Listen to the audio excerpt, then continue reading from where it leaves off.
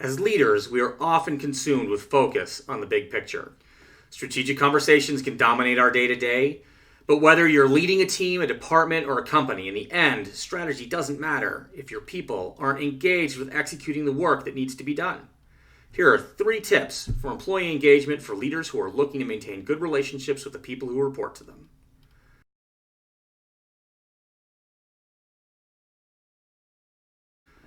Now, it's really easy to misinterpret or misread tone, especially in email. We've all gotten messages that made us stop, swear under our breath, and then madly type out a response because we feel like we're being chastised or corrected. One of the people I turn to the most often when trying to make sure that I'm communicating well is my friend, Wendy Martin Glick.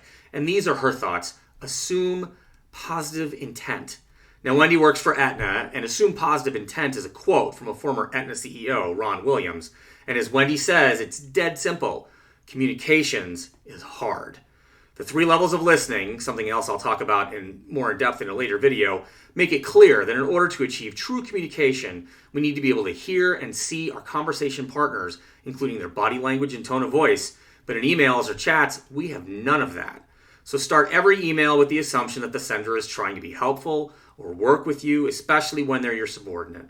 And take that attitude with you into other meetings, crisis management moments, and all your other interactions as well. It's pretty rare that someone isn't trying to be helpful or fulfilling their jobs, even or especially when they make a mistake.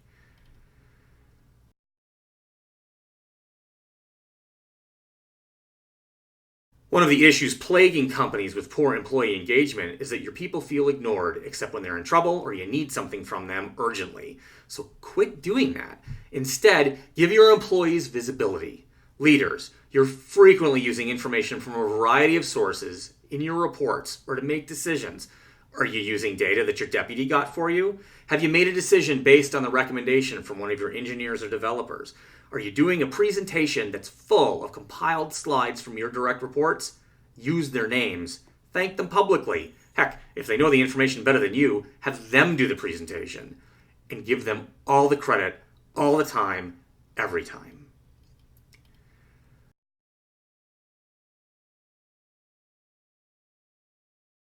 So, engaging with employees is hard when they're not motivated. I love Daniel Pink's book, Drive, The Surprising Truth About What Motivates Us.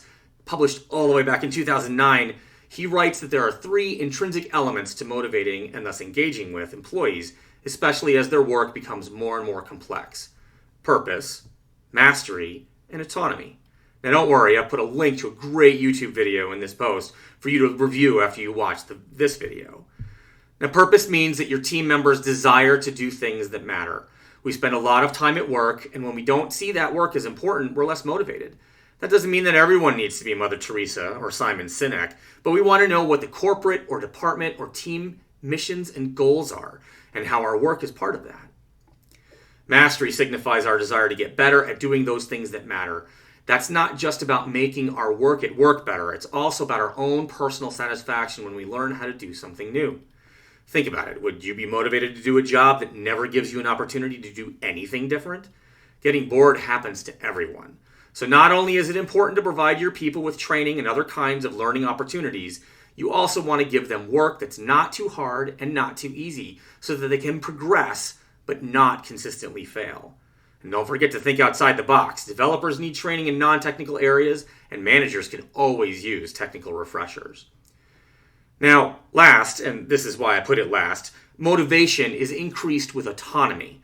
Autonomy means a lot of things, and there's a fair amount of debate over which aspect of autonomy is most important, but here's what I think.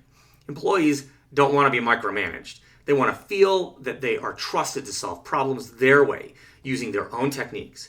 Your team wants to be flexible with time, to get work done on their own schedule, within reason, of course, and to maybe even work on individual projects or innovations of their own. Google does, or at least they used to do this. That includes being able to work from home and coordinate non-traditional schedules as much as possible within the confines of their current position. And now, most importantly to me, autonomy means being free from the constraints of worrying about compensation.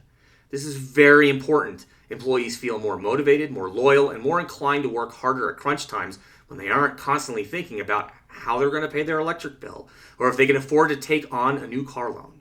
Of course, that doesn't mean significantly overpaying your people, but comfortable employees are motivated employees. And motivated employees are people who are engaging with you and your company and the goals that you all want to achieve.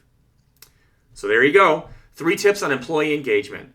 Now, in the coming days and weeks, I'll have more for you, so stay tuned. And don't forget, the TIR Global Online Leadership Summit is coming up in January of 2020. 14 leaders from 5 different continents in freewheeling, candid interviews about their own journeys and thoughts on leadership, diversity, inclusivity, and community to help new entrepreneurs and business leaders of today. Look for the link in the comments to sign up to participate in the summit and become a member of the growing TIR Global community. I'm Drew Nicholson, and I'm the Plain Spoken PM. Signing off, and thanks.